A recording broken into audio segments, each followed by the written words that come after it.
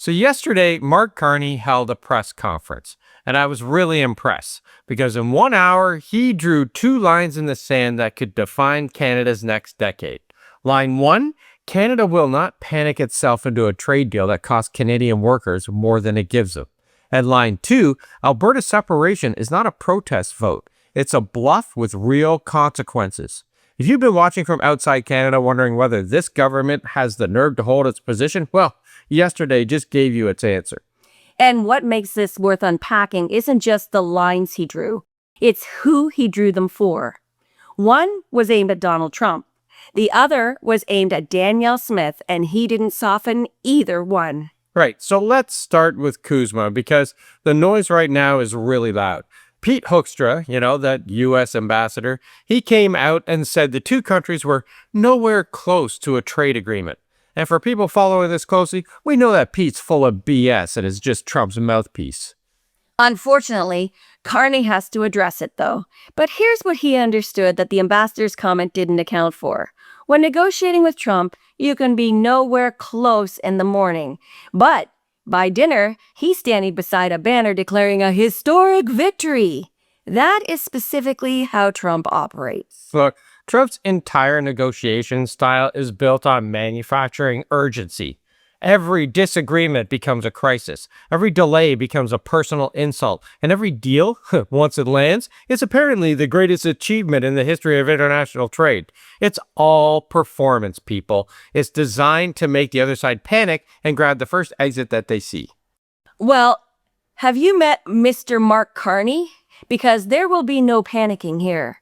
His line was, Canada could sign a bad trade deal this afternoon, but Canada will not sign a bad trade deal. Period. You don't say that if you're frightened. You say that when you decide that you are willing to wait. And here's the detail that a lot of people miss. Carney's most recent call with Trump, it wasn't even about CUSMA. It was about NATO, about Iran, the Middle East, Arctic security and defense priorities. Carney is talking to Trump about the biggest files on the planet, while the Canadian trade team, it does that quiet work in the background. He's not chasing the deal. He's preparing for the moment when the deal becomes possible. Now, there's also another dimension to this. Carney was very deliberate in pointing out that Canada's negotiating position isn't held together by one person.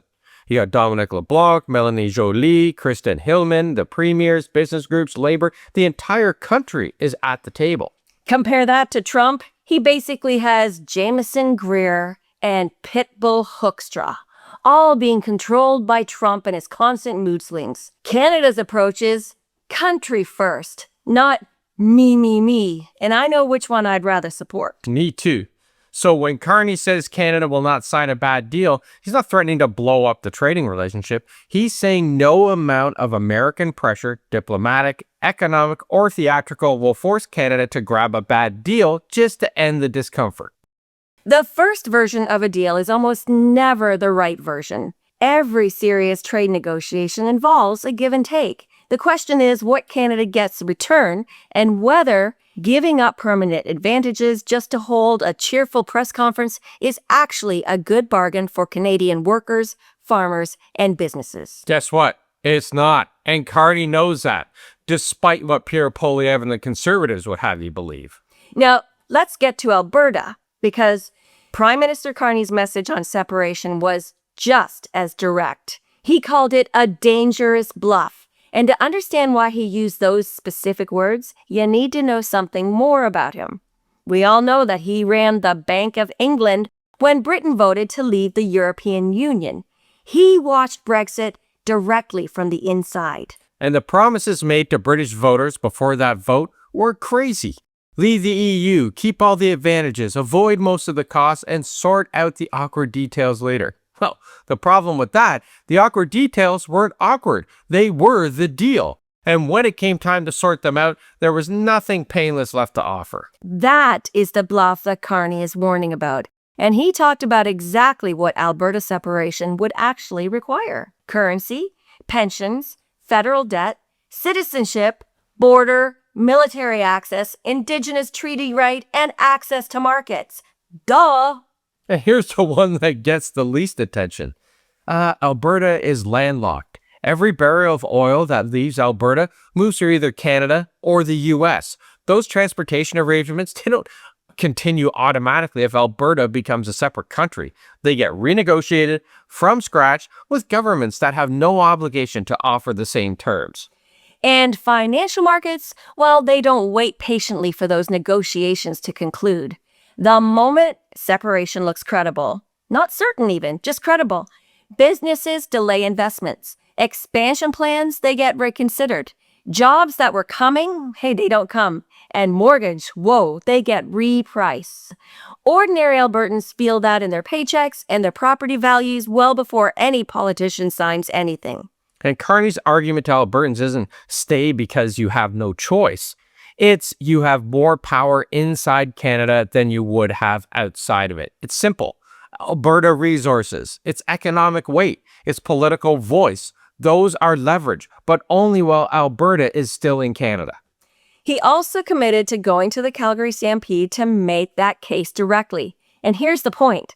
Federalism doesn't require every province and the federal government to like each other.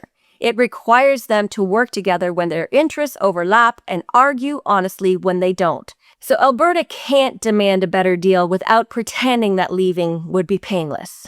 Now, let's shift to defense, because this is where Carney tied the whole press conference together.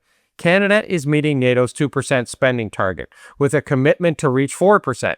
And the practical impact of spending is much broader than most people realize. Right. We're talking surveillance aircraft, submarines, Arctic runways, ports, radar systems, but also jobs and manufacturing jobs, skills, trade jobs, infrastructure in northern communities that has never existed.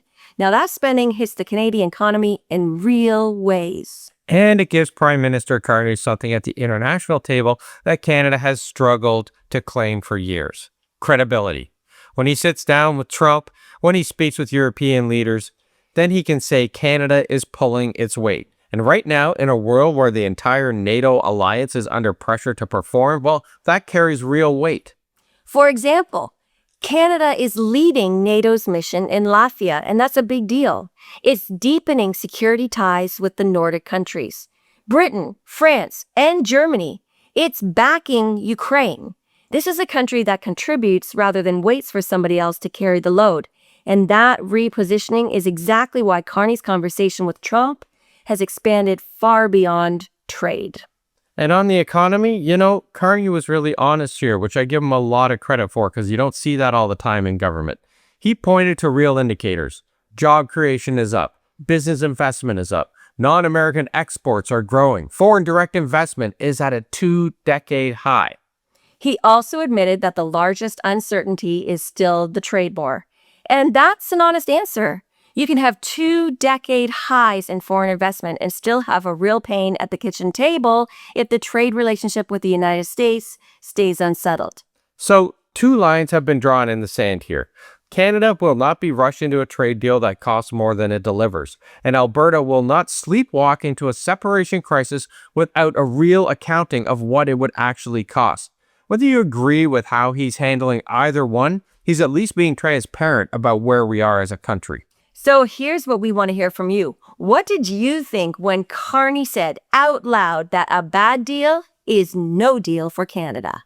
Let us know in the comments. And if you enjoyed this video, make sure to give it a like, a hype, and a share so other people can weigh in on this as well. And check out our Substack. Dave has been going a little spicy on it every single day. Thanks for watching, everybody, and we'll see you tomorrow. Ciao for now.